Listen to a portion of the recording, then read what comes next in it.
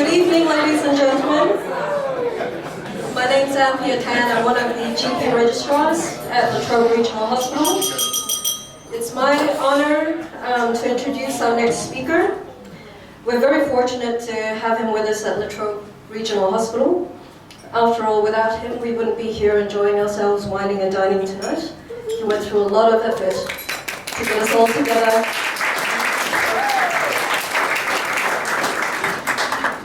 With him around, we have no need for a Sherlock Holmes. Let me present Dr. Watson.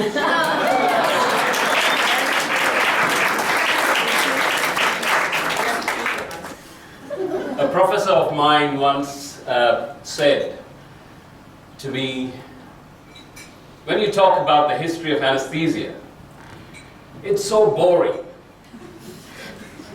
You don't have to administer the anesthetic. By delivering a talk on the history of anesthesia, you can put the audience to sleep. I hope I'm not that talented tonight. I'll try and stay awake, and I'll try my best to keep you awake. Good evening and welcome.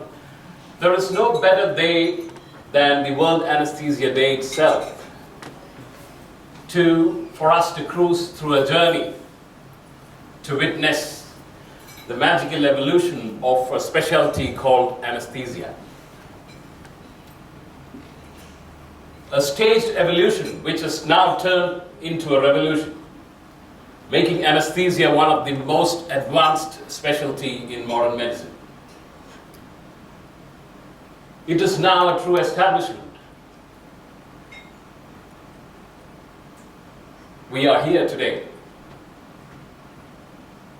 Our own very existence in this room is justified by this progress of the specialty.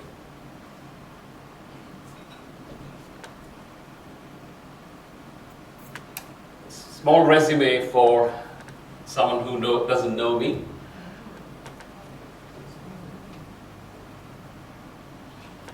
Medieval anesthesia was primitive and barbaric. Common operations included dental extractions and amputations, with appalling mortality and clinically no asepsis at all.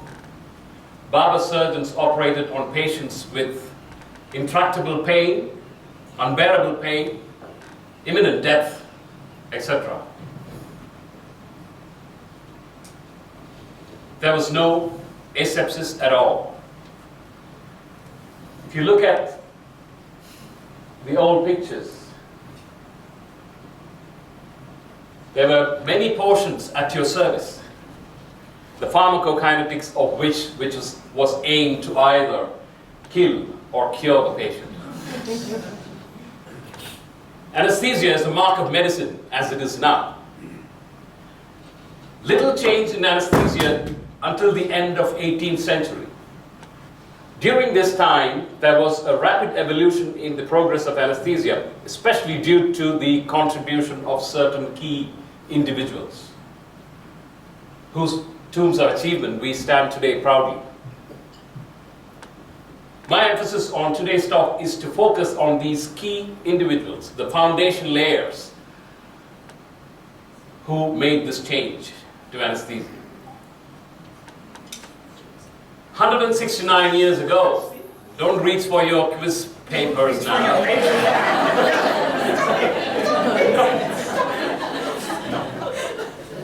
A mega event at the Ether Dome at the Massachusetts General Hospital in the United States, in Boston, a new specialty was born. Ladies and gentlemen, sit back and absorb the anesthesia timeline. It was back in 1280, Theodoric of Lucca, Italian bishop and physician, he soaked sponges with opium and mandragora to provide surgical pain relief as a result of euphoria.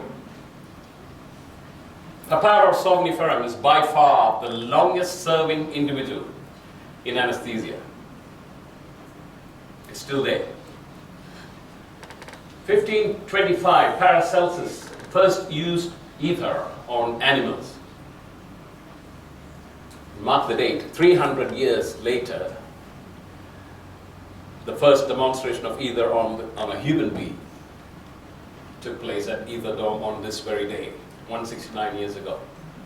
It took 300 years. Whereas in 1540, excuse me, Valerius Cordus first synthesized ether and called it sweet oil of vitriol. This mad reverend ran out of sermons and chased horses which were deemed unfit for service. He introduced big glass tubes into the carotids and femorals of these animals and looked at the height, the column of how the blood spurted, and he said 6 feet, 5 feet, 4 feet. When the blood column reached 1 feet, the horses actually started closing their eyes. They died. This may not be the birth of invasive blood pressure monitoring, but I think the concept was born there. It took a further 150 years to conceptualize non-invasive blood pressure monitoring. Rivarocci and Nikolai Korotkov contributed significantly because Korotkov's sound is what we know about.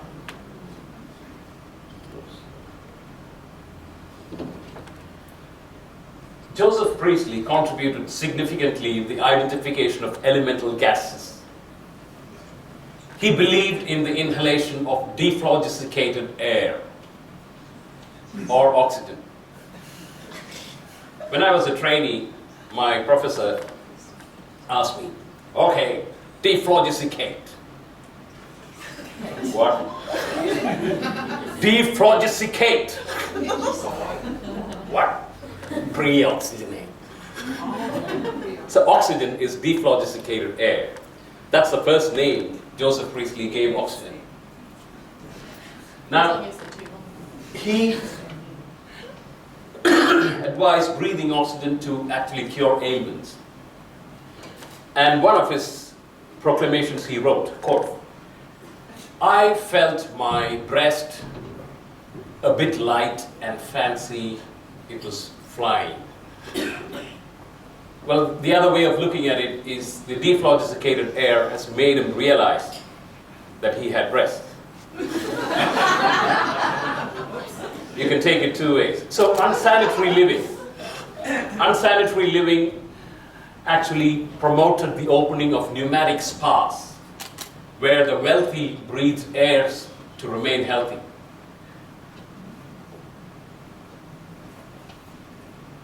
Based on the influence that there was, based on the hypothesis that there existed an influence between, among the stars, magnetic influence of stars on the human being.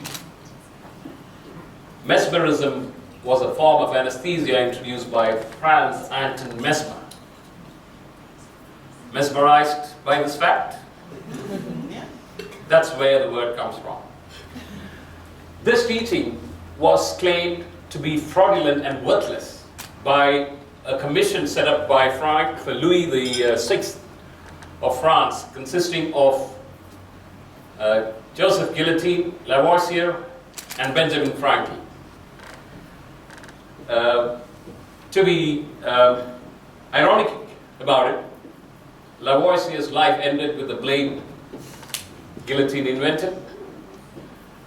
Although this study, this learning was proven to be fraudulent and worthless, I think the mesmerists need to be given credit for causing awareness to the world about the problem of pain during surgery. We talked about pneumatic spas. The most prominent of these were set up in Bristol, in the United Kingdom, by Thomas Beddoes, who funded research for the use of medical gases. Nitrous oxide, funding and research mainly for the use of nitrous oxide was initiated, negating the proclamation by Samuel Mitchell, the American chemist, who said nitrous oxide is the principle of contagion. If breathed, will spread plague. But Thomas Beddoes started his work on nitrous oxide in Bristol in a big way. John Fothergill in 1780 decided that mouth-to-mouth is not when you get up close and personal. You can actually use it to resuscitate the apparently dead.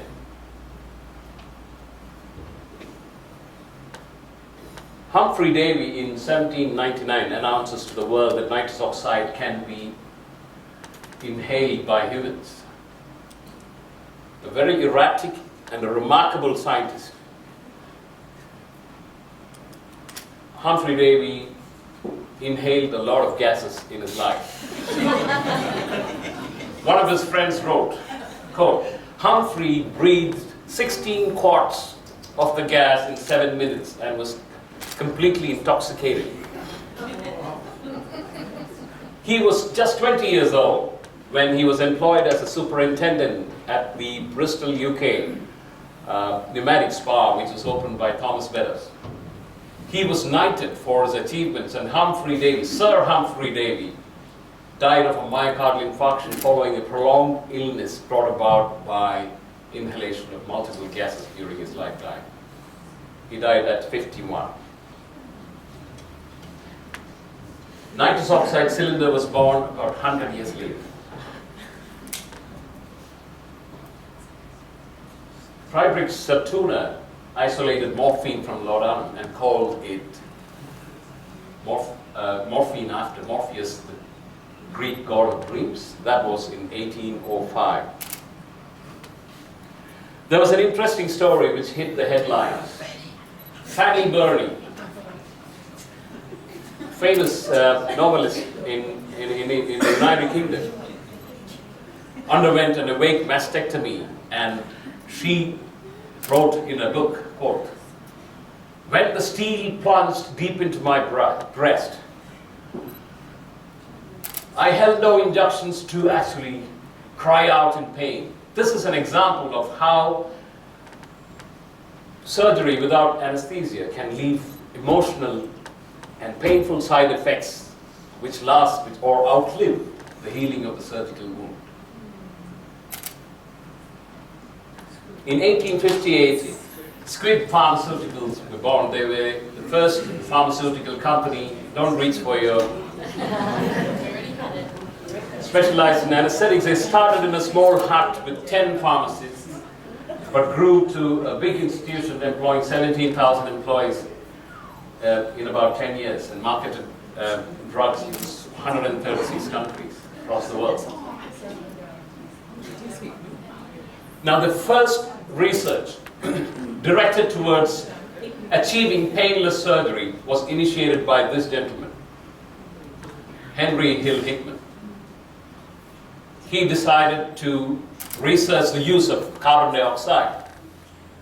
Because of the popularity of inhalation therapy during that time, he chose the right topic, but he forgot to choose the right gas.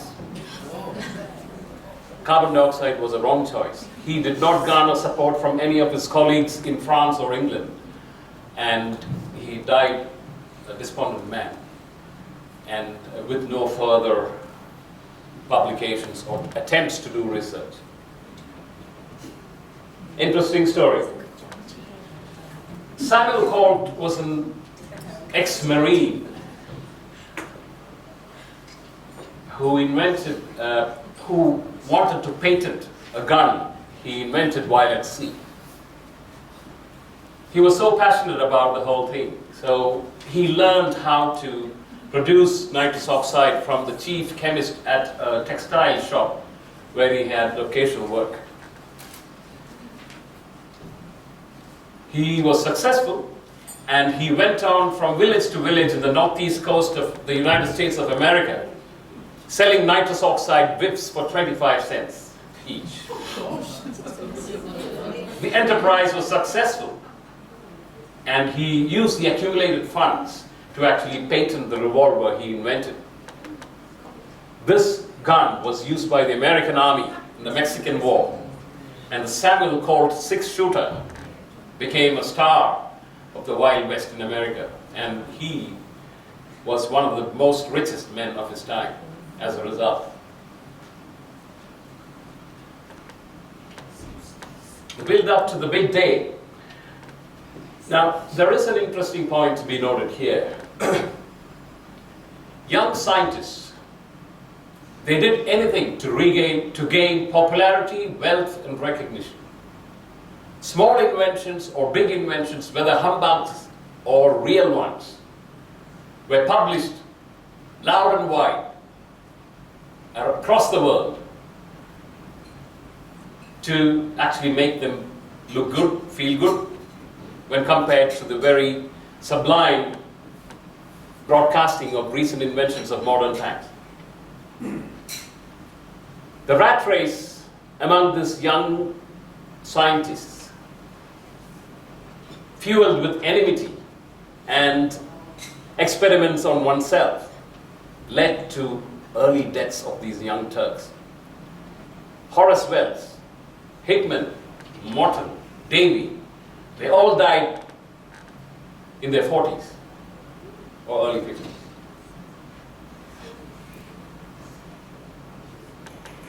Now, if you call someone who has really missed the bus to be the father of anesthesia, it's Crawford Long. He used ether in 1842, 4 years before the public demonstration of anesthesia. And he forgot about it. He put ether away and resorted to whiskey and other kinds of anesthetics. When he realized that Morton has done a public demonstration, he published what he did in 1842 in 1849. They said, forget it, no one knows about it. So he's actually the first demonstrator of what happened in the ether dome, but he failed to publish. So that's a lesson for the residents, the registrars. If you do something, write it up on the same day.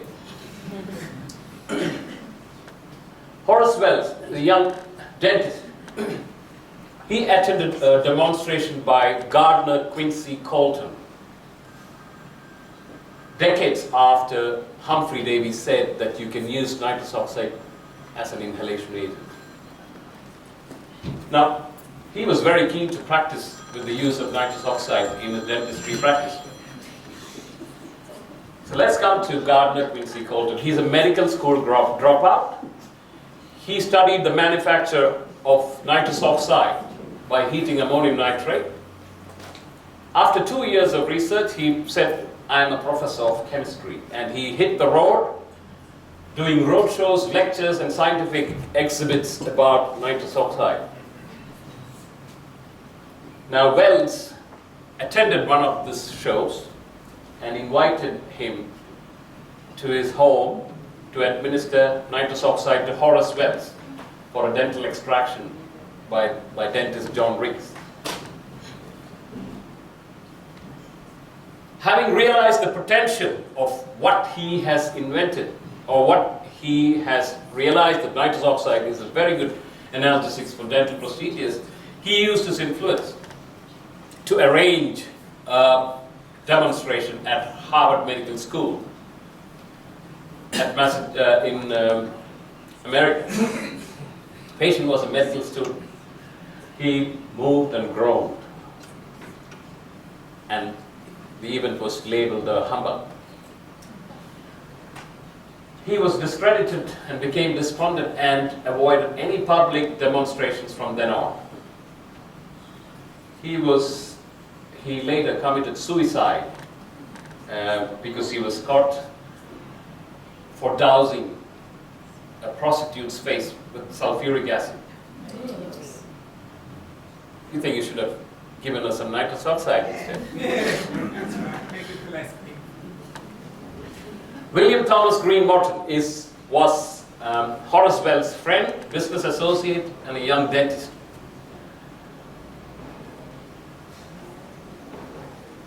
He attended the failed he attended the failed demonstration of Horace Wells.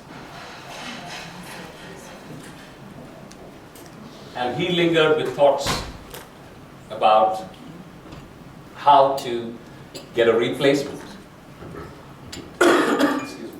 for nitrous oxide, a much more better analgesic. Partly because he wanted to promote his own business. He had a denture business where the procedure was actually prohibitively painful for the patients. So he was interested. It was actually Harvard dropout because of financial difficulties. In Harvard Medical School, he met Charles Jackson, who was a chemist, who advised him to try ether. And he successfully administered ether to Eben Frost in September 1846.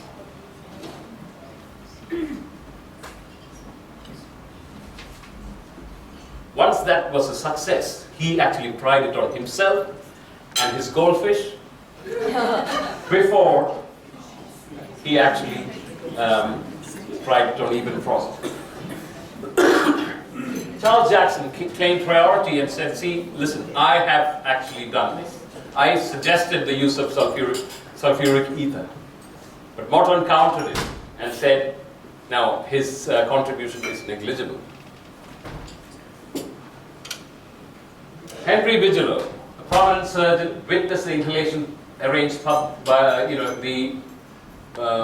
in the Eben Frost administration of nitrous oxide and ether, and he publicly arranged a demonstration. He was the one who was instrumental behind what we are speaking about today. And he also published an article called Insensibility During Surgical Operations Produced by Inhalation.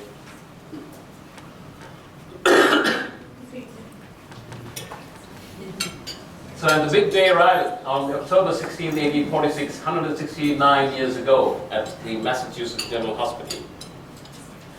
This picture by H.H. Hall, called The Trials of a Benefactor,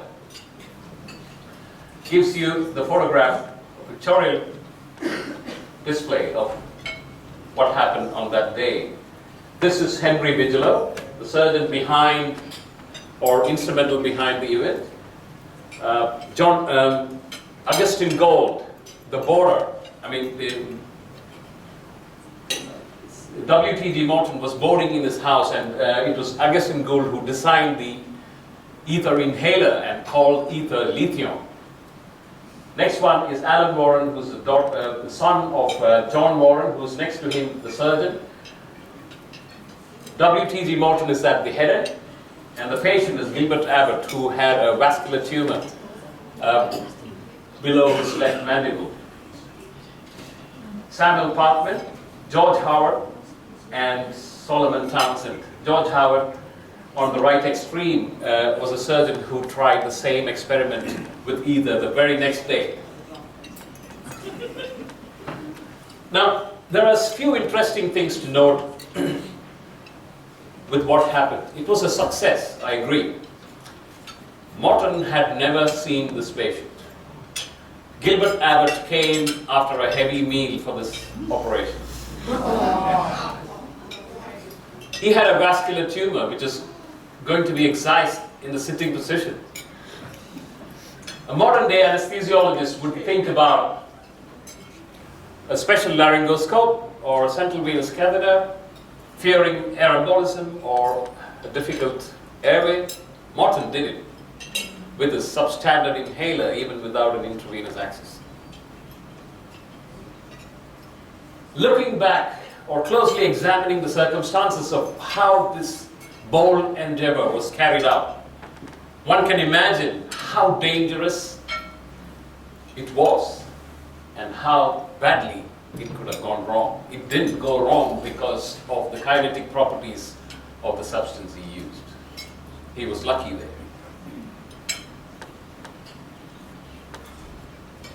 Intending to benefit from this discovery, He called it lithium. He added aromatic substances to it and dyes to it to make it look different and smell different. And he charged a fee to tell people how to use it safely. The surgeons went on strike. I said, no.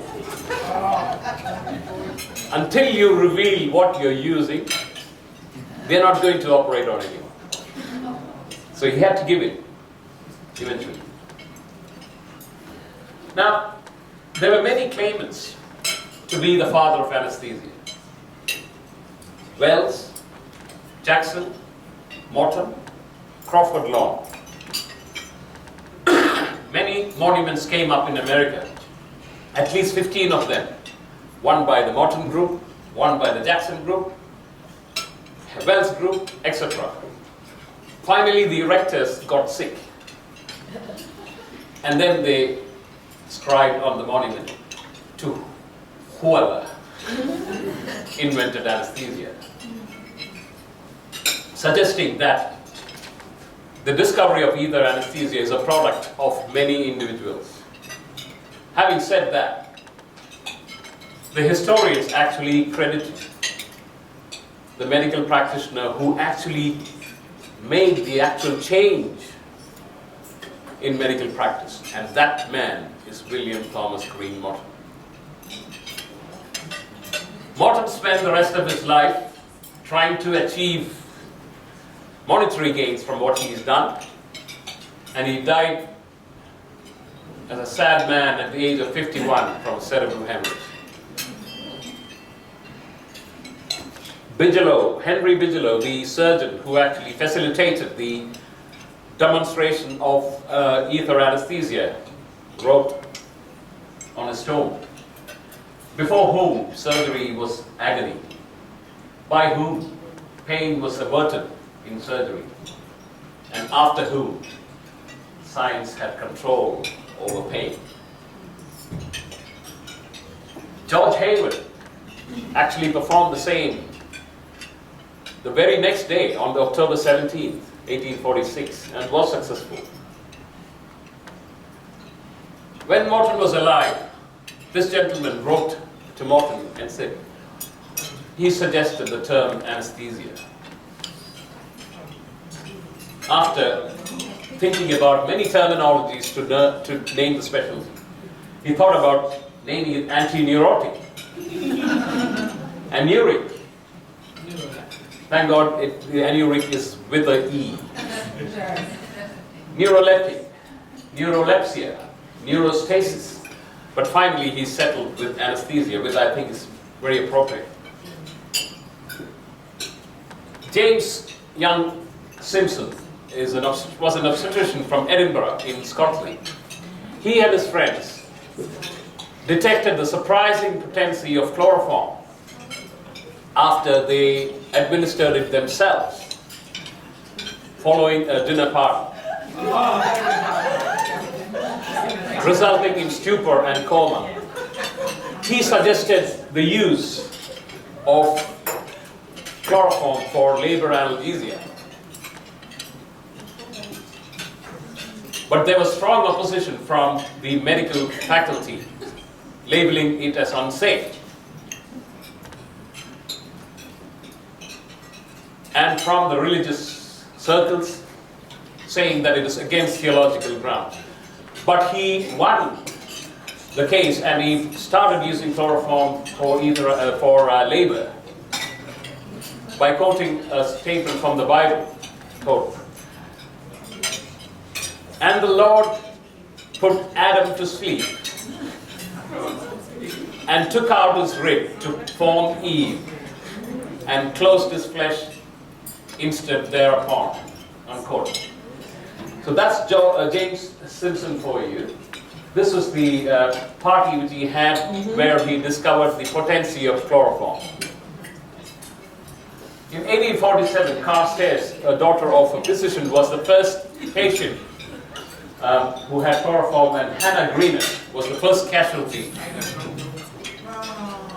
She died from toxic effects of chloroform.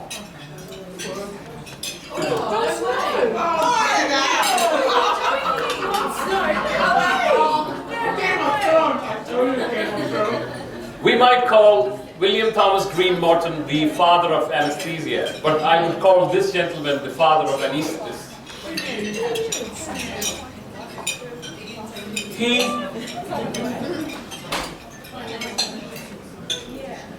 was the first professional anesthesiologist. Through his specialty, he actually made this a worthy profession. Sorry. That was purposeful. He administered chloroform to Queen Victoria, who described the procedure as soothing, delightful, and beyond measure. In 1868, Joseph Chloroform presents a paper on nitrous oxide and introduces the chloro apparatus. Edmund Andrews proposes a nitrous oxide oxygen mixture and publishes it in the Chicago ME.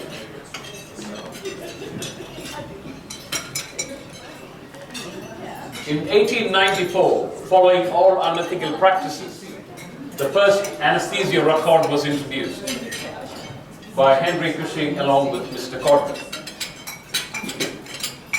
In 1881, Rader introduced a solution, and it took a further 50 odd years for Hartman to think about adding lactate to it. At the Heidelberg Congress, Karl Koch introduced cocaine as the first local anesthetic he has used. There was a chloroform poisoning case where Thomas Bartlett was found dead in his apartment. His wife, Adelaide Bartlett, and their mentor, Reverend, and Adelaide's lover were tried, but they were found innocent. The first spinal anesthetic and Beer's block by August Beer.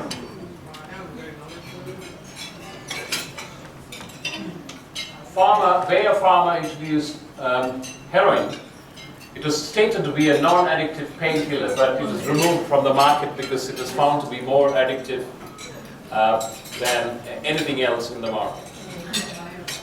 Henry Cocky Boyle, the first anesthetic machine, was introduced by him. He was called Cocky because he was rotten and in denial. We all know Miguel, famous for his red rubber endotracheal tubes, catheter mounts, forceps, and laryngoscope, which we have heard of before. We shout this name almost every day. Pass me a Goodell. So Arthur Goodell described the physiological factors in inhalation anesthesia, planes of anesthesia, and invented the adjunct. William Halstead, the founder of Johns Hopkins, did the first brachial plexus block, and he extensively researched on cocaine.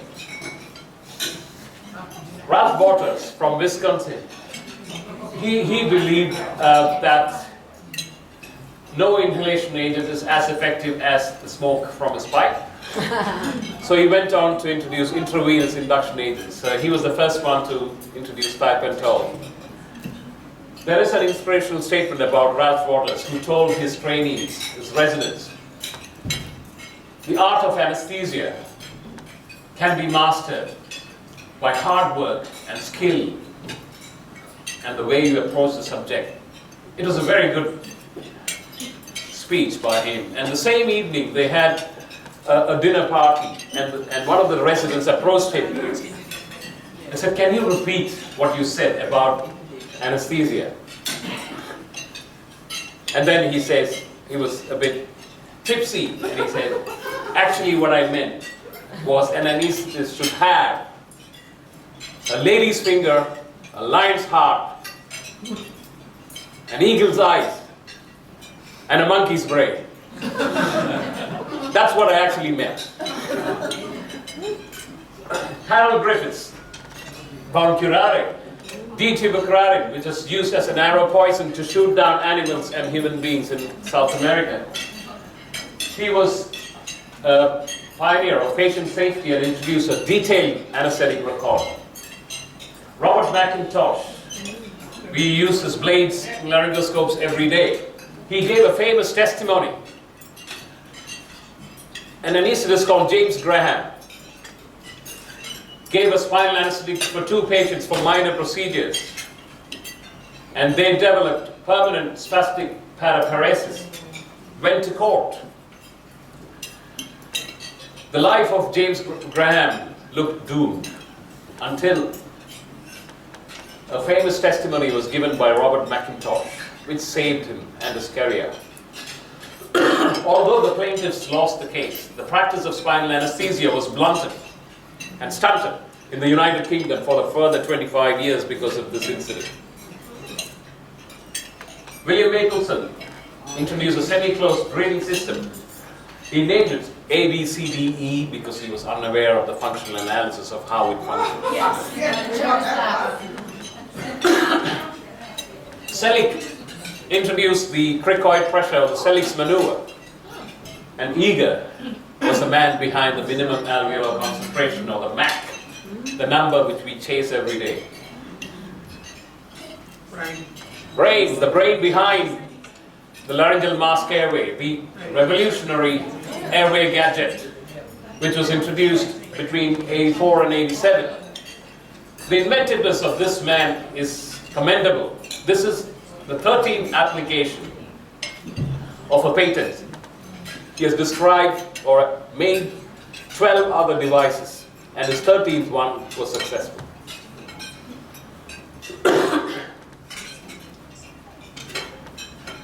The nitrous oxide is used by the wise to actually do dental treatment, used as a laughing gas, and there was published in the magazine The Punch where nitrous oxide was proclaimed as an entertainment gas or a recreational gas.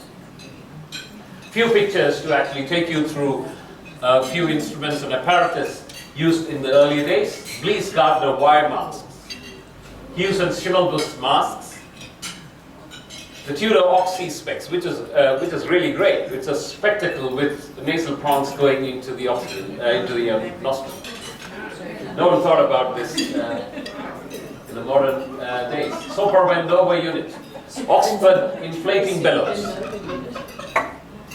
the Cavalier-Jackson laryngoscope, although it looks a bit scary.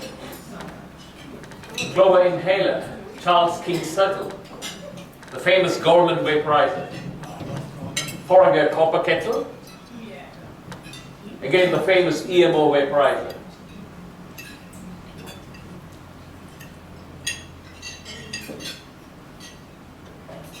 The Ombre anesthetic mask. So we've reached from a journey from here where the ether inhaler designed by Augustine Gold for the October 16th demonstration. We've reached from there to here and here. Now, we've gone through the journey of the timeline of anesthesia and the men who actually introduced them. We have looked at the primordial soup of the basic and most dangerous events that has happened in medieval anesthesia. We've looked at the rise and fall of various anesthetic agents until we reach the doorstep of our current practice. So is it the end of the journey? No. Is there anything in anesthesia that we have not discovered, what we not know already? Is there anything? The answer is yes. Following all the development over the years, there is one basic question that remains unanswered in anesthesia. How do anesthetic agents work? Thank you.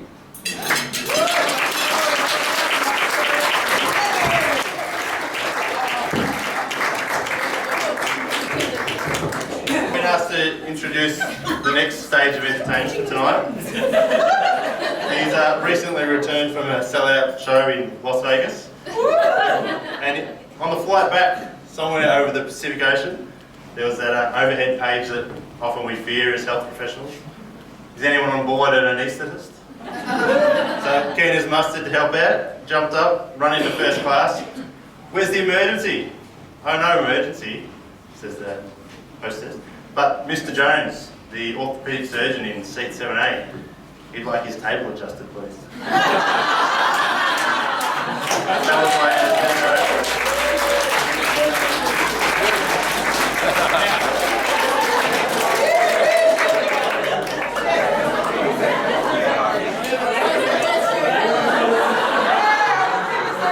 But seriously, we're talking about Dr. Vaughan Raleigh, of course, consultant anaesthetist and all-round nice guy.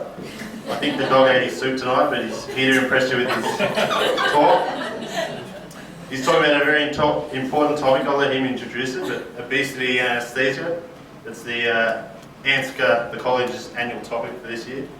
So without further ado, I give you Dr. Raleigh.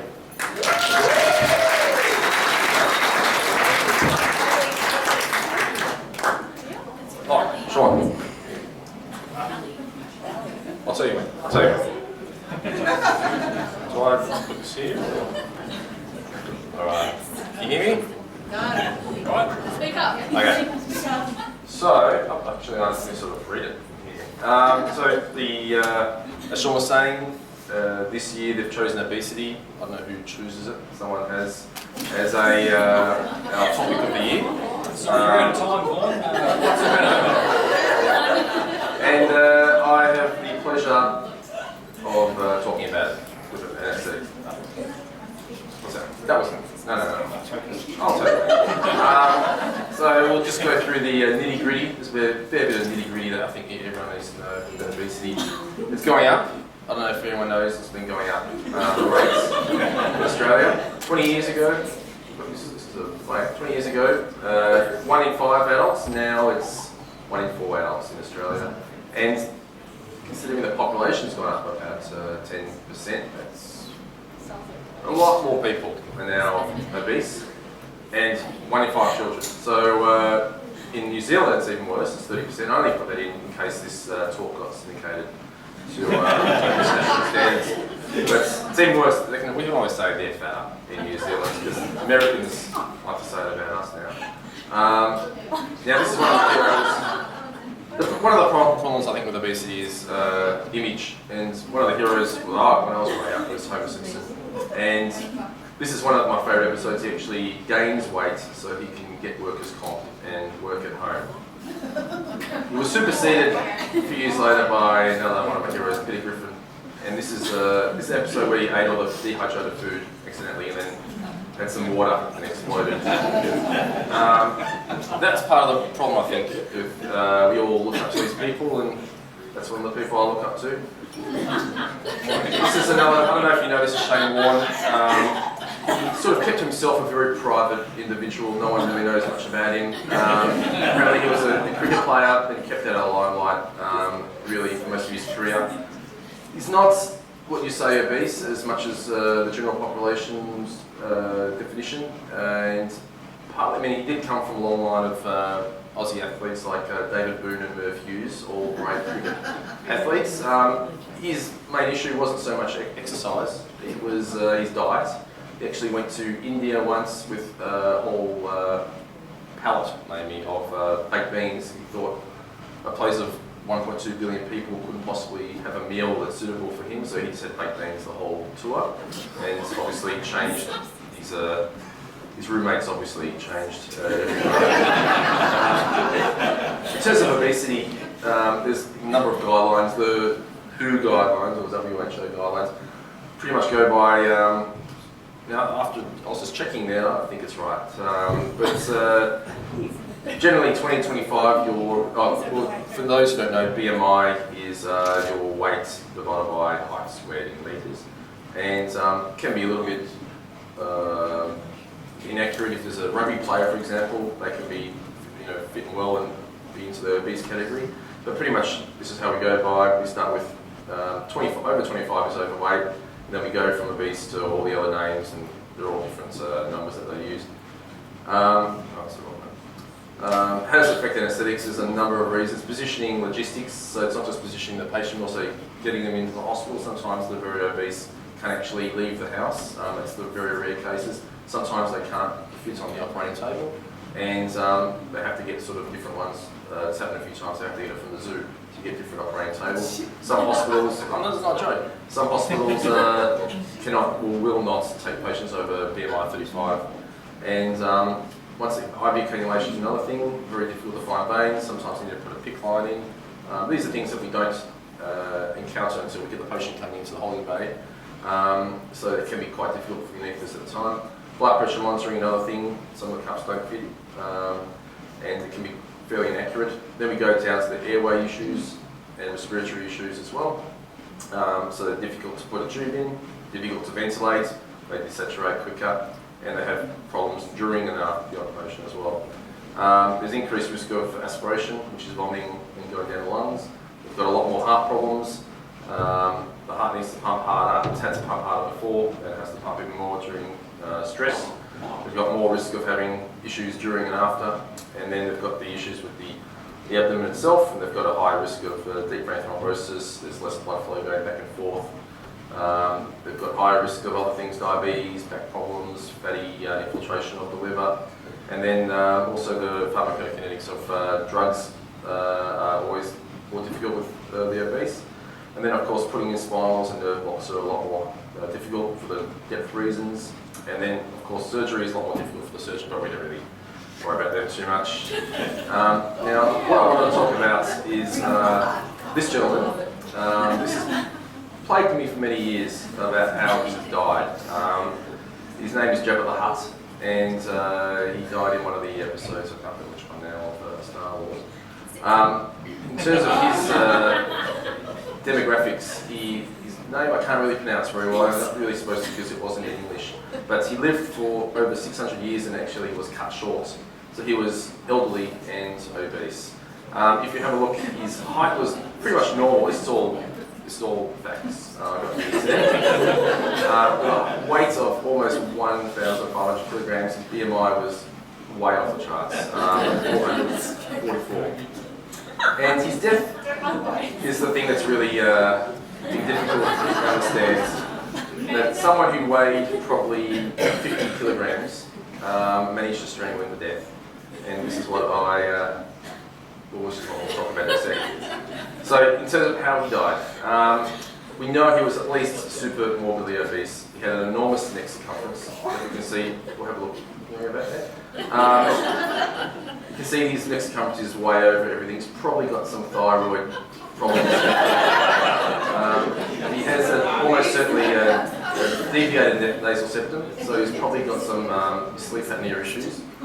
Difficult to see what his thyromental distance is from there. Difficult, almost impossible IV. I don't know how they could possibly got that. No way of getting a chronic thyroid puncture in there as well. Central lines as well, impossible. We know from seeing him, he was constantly eating. Mainly, I don't know what he was eating, but different people and undercooked as well. We don't know his exercise times because he never moved from his position, so we couldn't really test on any stress tests, impossible. And there's no way of getting an echo done on him because of his body happiness. He was almost certainly likely to have respiratory and cardiovascular disease as well, but we just don't know really from how it was. We do know that he was strangled and he arrested in a very short time period, so that's what I want to sort of discuss how that happened. Sean, do you mind just pressing play? I'm just going to read, this is pretty much what happened. Just click on the...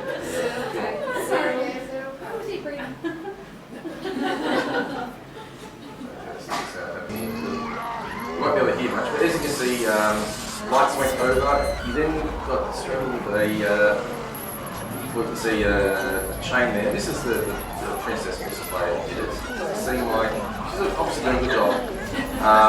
He's actually using his hands. Now we're going back to, this is all real time. This is actually, well, it's documentary filming at the time, so they didn't, takes, he's really struggling here. Just, that's one of his pictures, I don't know which one. And there he's there. So that's extremely fast way of dying.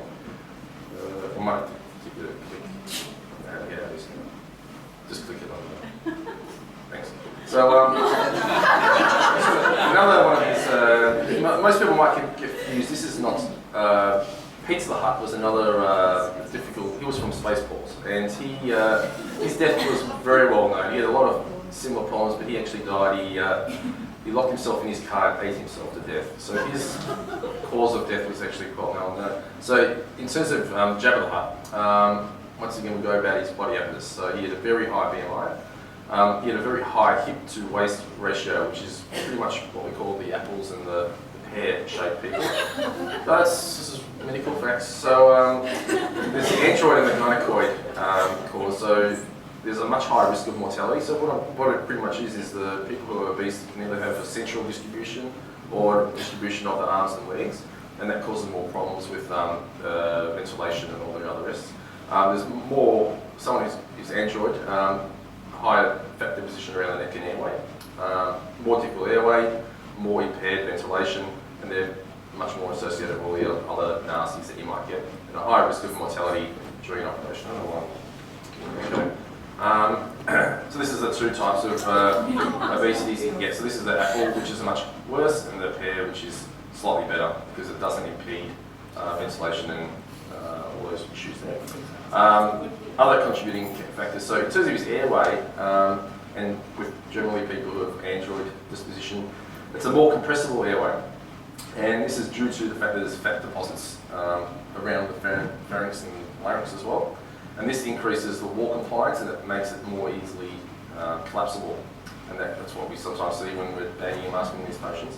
There's also a change of airway geometry. I couldn't quite understand what it all meant, but pretty much it meant that the genioglossus muscle, which is all about tongue protrusion, is less effective, and that means the tongue falls back into the mouth and there's more risk of obstruction.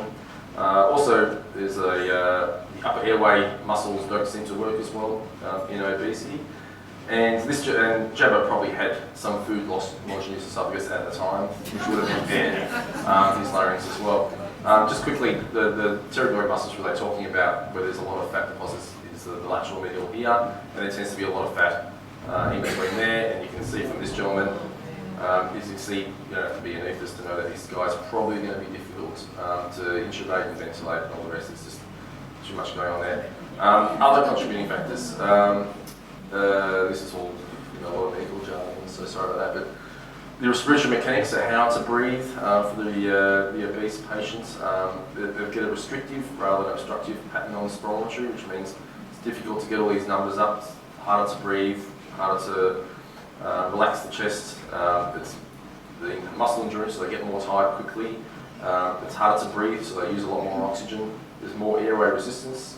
Then there's weight on the abdominal wall, so it means there's, especially if someone's lying flat or lying head down, there's a lot of pressure on the diaphragm and the lungs. They don't expand as much, and you get a lot of VQ abnormalities, which means oxygen just doesn't, and the oxygen and the perfusion of the lungs just doesn't match as well.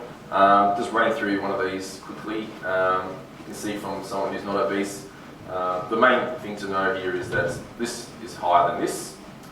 This is pretty much the functional residual capacity, this is the closing capacity. When that drops, that just means that the airways close a lot more. You can see from someone who's obese to someone who's lying flat and then to head down, it's just a lot harder to breathe, and that means harder to ventilate and harder to oxygenate.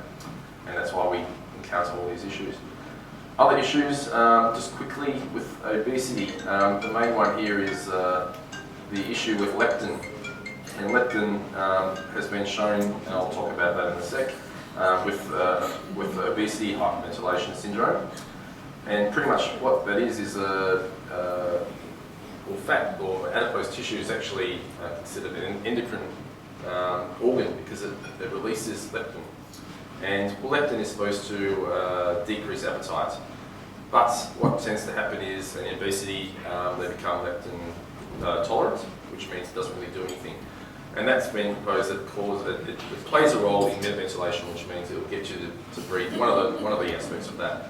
So therefore, people who are tolerant to leptin, they don't passively control their breathing as well. And that pretty much means that they get a higher carbon dioxide, so they retain their carbon dioxide, and this will then cause more problems down the track. And that's what the obesity hyperventilation syndrome is. And it was actually made sort of famous or semi-famous with a Charles Dickens novel for the Pickwick Papers, where one of the main, actually it was one of the boys, was very obese, and he used to pretty much fall asleep during the day, and they pretty much call it the Pickwickian syndrome. This is actually not him. This is Mr. Pickwick, I think. I don't know why I call it the Pickwickian syndrome. And pretty much what it's all about is someone who's got obesity hyperventilation syndrome. Have got a BMI of 30, they're sleepy during the day, and their CO2 is higher than usual.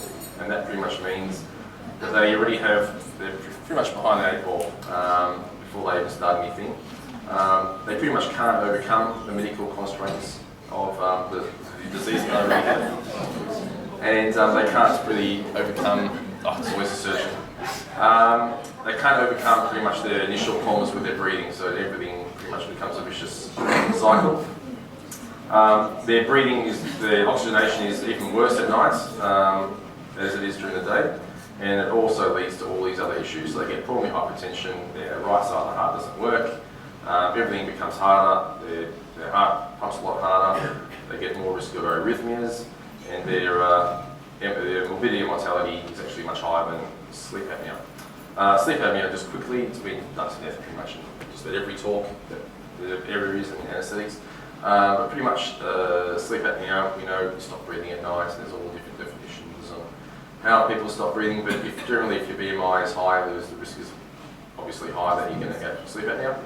And you pretty much run into a vicious cycle where you lose weight, your energy levels are low, you got too much in the day, and you become you put weight on again, your OSA worsens again. Therefore, lack of sleep causes an increase of food intake. And there was a study, I don't know why all my footnotes and endnotes didn't work, but pretty much one of the studies I had a look at. They pretty much got a couple of group cohorts of patients where they sleep deprived them. And pretty much what happened is they had to eat more during the day, and they end up getting lower leptin levels and higher ghrelin levels, which stimulates hunger. So it actually made things worse, and their breathing obviously dropped off, and it actually got better once they got back on their regular cycle. Sleep apnea obviously can be treated with a number of things. There's bariatric surgery, lap bands, and there's anti-surgery as well, weight loss, exercise, compliance with CPAP, which is probably something that the GP guys have to encounter a lot because usually a lot of time compliance is an issue. Now, Jabba had a respiratory physician whose name was Gamerian Guard, and got another video coming up. Now he did suggest that Jabba go on to CPAP, and unfortunately you'll find here it didn't all end up well, obviously from the title. So as you can see, he offered him CPAP, and Jabba dropped him into a hit.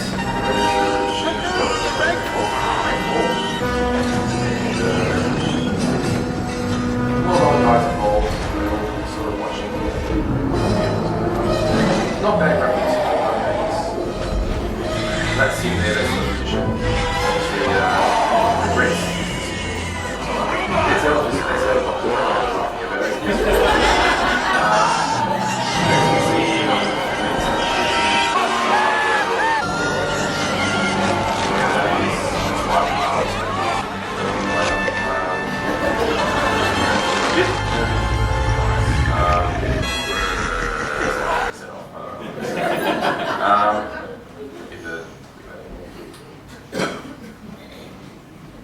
so back again to this stuff. So we've got the heart now once again.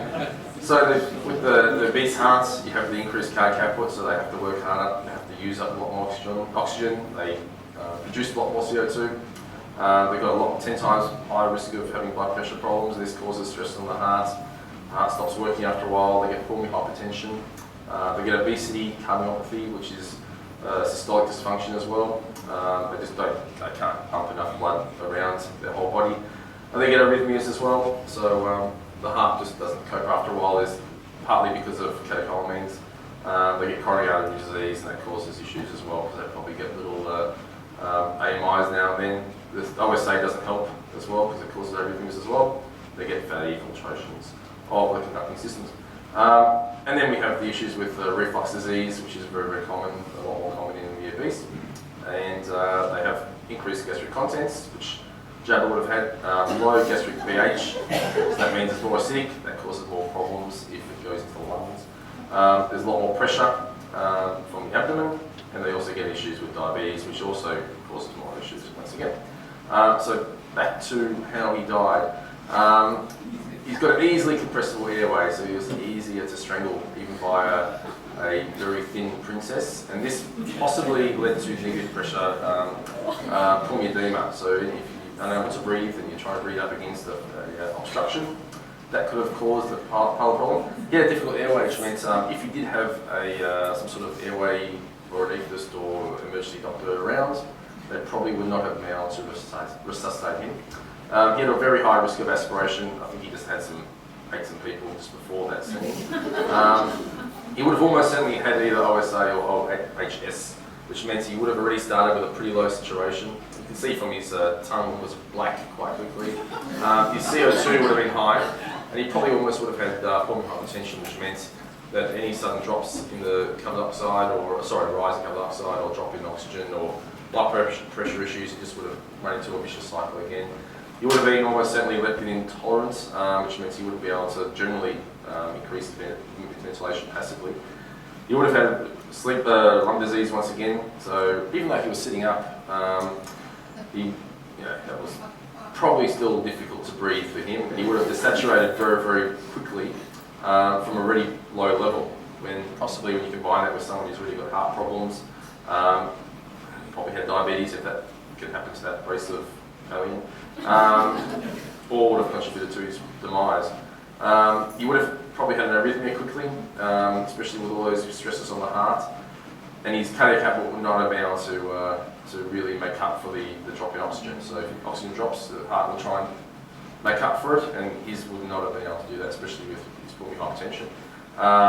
He would have probably had some sort of coronary disease or endocardial disease, so his heart would have been very, very thick and muscly and would not have coped with a sudden need for more oxygen. And he wouldn't have, as I said before, he wouldn't have had much testing done because it would have been, well, we're talking about tattooing, there's not much stuff on that planet. In terms of resuscitation, it would have been impossible to put a drip in. Monitoring would have been useless. We don't know with his BMI of 444 how to exactly give him drugs and at what dose. Temperature management would have been quite difficult on that planet as well, and because that causes an issue with the increased consumption of oxygen. And there was probably, there might have been they pretty much ate all the medical stuff. So he also had many enemies. He was owed money from a lot of unscrupulous individuals, and it may not have actually happened. We don't know exactly if it was purely a factual story, but I think there's a movie coming out in a couple of months that will actually make up for it. The references didn't work. I did have them.